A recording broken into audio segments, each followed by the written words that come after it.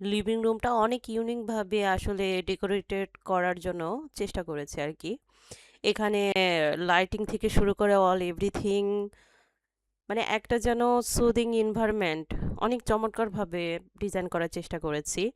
Even এখানে living রুমটা ডাইনিংটাকে separate করার জন্য ফোল্ডিং একটা ডোর ইউজ করেছি।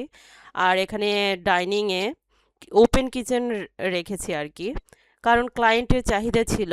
এটা এই প্রজেক্টটা হচ্ছে কুমিল্লা, ক্লায়েন্টের চাহিদাই ছিল যে ডাইনিং এরিয়াটা আসলে কিচেনটা ওপেন হবে ওনার।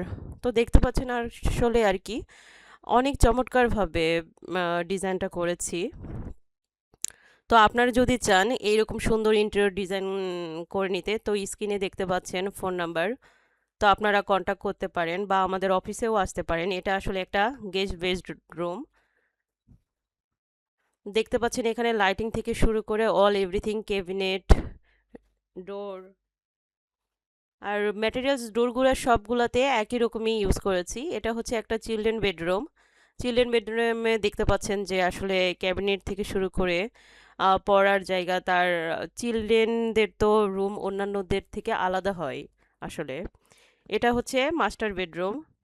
তো দেখতে পাচ্ছেন মাস্টার বেডরুমে ক্যাবিনেট, টিভি, তার হচ্ছে তার রিকোয়ারমেন্ট ছিল তার হচ্ছে মাস্টার বেডেও একটা টিভি ইউনিট থাকবে এবং উনি যেন টিভি দেখতে পারে।